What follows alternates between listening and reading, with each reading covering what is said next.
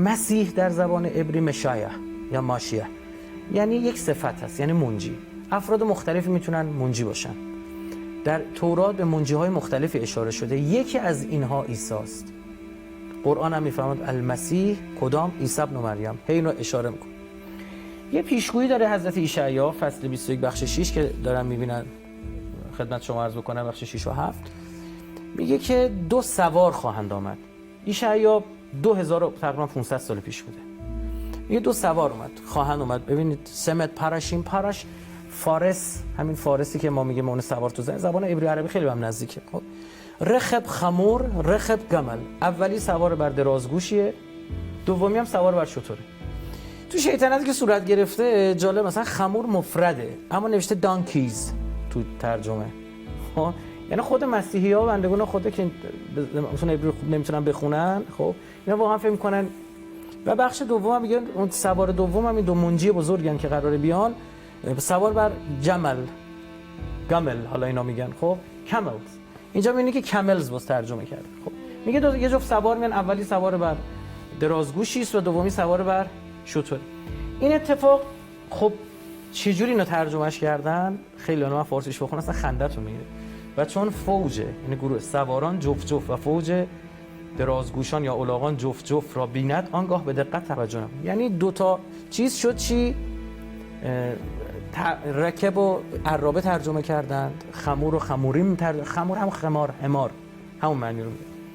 حالا جالبه در ادامهش که حالا من بخششو میگم، همون باب 21 بخش 13 خیلی جالبه.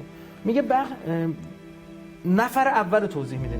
میگه وحی درباره دومه، کسی از سایر به من ندا میکند که ای دیدبان از شب چه خبر؟ ای دیدبان از شب چه خبر؟ دیدبان میگوید که صبح میآید و شام نیست.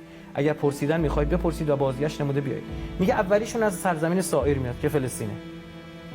حضرت مسیح هم همه میدونن که از سایر برخاست. دومی خیلی جالبه، وحی درباره عرب. میگه او در بین عرب میاد. وحی درباره عرب، ای قافله ددانیان در عرب منزل کنید. دستور میده به یهودیان که بیان در سرزمین عربها ساکن بشن. کجا؟ ای ساکنان زمین تیما، تشنگان را به آب استقبال کنید و فراریان را به خوراک ایشان پذیره شوید. میگه برید منتظر باشید یه پیامبری میاد در سرزمین تیما. تیما میشه کجا؟ شمال مدینه. برای همین هم از جالبه یهودیان چرا اومده بودن در مدینه ساکن بودن، در شمال مدینه؟ به این پیشگویی داشتن عمل میکردن. چرا مکه نیومدن؟ چون سرزمین تیما اسمشون، ما اکثریت بنی قریظه، بنی قینقاع، بنی نضیر اینا در مدینه ساکنن. خب بعد از شمال مدینه خیبر رو شاید تصویرش فکر میکنم باشه. بله این سرزمین تیماست. خب و شمال مدینه قرار گرفته. دوستان من اون سرچ کردم تایما، میبینید تیما رو سرچ کنن منطقه کاملا مشخصه بالای خیبره و اینا قلعه های خودشون همونجوری چیدن. قرآن میفهمه یعرفونه کما یعرفون ابناءهم، یه جوری او رو شناختن که مادر بچه‌ش میشناسه. و اینجا اشاره میشه که او فراریه، میگه ازش پذیرایی کنید، برید کمکش کنید. دیدید چیکار کردن با پیامبر؟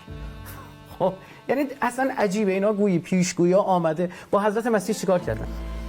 زیرا که از شمشیرها فرار میکنن، از شمشیر برهنه و کمان زه شده و از سختی جنگ.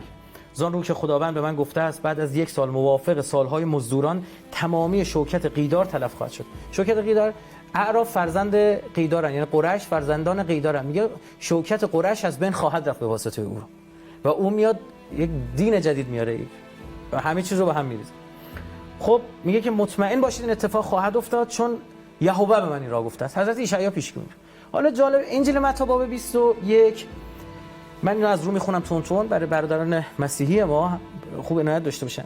ورود مظفرانه عیسی به اورشلیم. میگه و چون نزدیک به اورشلیم رسیده وارد بیت فاجی نزدیک کوه زیتون شد. آنگاه عیسی 2 نفر از شاگردان خود را فرستاده به ایشان گفت در این قریه‌ای که پیش روی شماست بروید و در حال الاغی را که با کرش بسته است خواهید یافت، آن را نزد من بیاورید. یعنی حضرت عیسی تاکید داشته وقتی میخواد وارد هیکل سلیمان بشه و وارد معبد اورشلیم بشه با چی وارد بشه؟ با اون درازگوش. چرا؟ چون پیشگویی ها همین رو میگفتن. و میگه و این همه واقع شد. اینا هم رفتن همونو گفتن و اونم در واقع مرکبشو داد. و این همه واقع شد تا سخن نبی که گفته است تمام شود. اینا تو انجیل من دارم.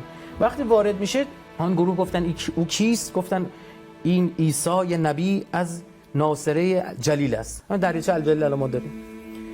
وقتی وارد شدن تطهیر کردن هیکل سلیمان. یعنی خاخام‌های یهودی چیکار کردن اونجا رو؟ پس عیسی داخل هیکل خدا گشته، جمیع کسانی را که در هیکل خرید و فروش میکردن، تو معبد داشتن خرید و فروش میکردن، بیرون نمود و تخت‌های صرافان صرافی را انداخته بودن، نزول را انداخته بودن و کرسی‌های کبوتر فروشان را واژگون ساخت و ایشان را گفت مکتوب است که خانه من خانه دعا نامیده شود، لیکن شما مغاره دزدان اشکنید، غار دزدا کردید اینجا رو. این دیگه در انجیله. حضرت عیسی میاد باش برخورد میکنه. آیا حضرت عیسی رو میپذیرن؟ خیر. میگن این اون مسیح بعد داده شده نیست. میگن بابا تمام پیشگویی‌ها درسته، معجزه داره میکنه. گفتن معجزات شیطانی، بگید به صلیب بکشیدش. پیامبر هم طبق همین پیشگویی‌ها در اشعیا نبی و پیشگویی فراوان دیگه که من وقت نیست اینجا عرض کنم خدمت. پیامبر رو هم نپذیرفتن. عرض کردم قرآن میفرماد یعرفونه کما یعرفون ابناءهم. یک جوری شناختن که مادر بچه‌شو میشناسه. پس ببینید این قصه نیستش که فقط ربطی به اینها داشته باشه. از قضا اگر کسی میخواد مدعی باشه، والا مسیحی و مسلمان ها باید مدعی بشن در مورد این سرزمین. خب مبتنی بر کتاب‌های خودتون.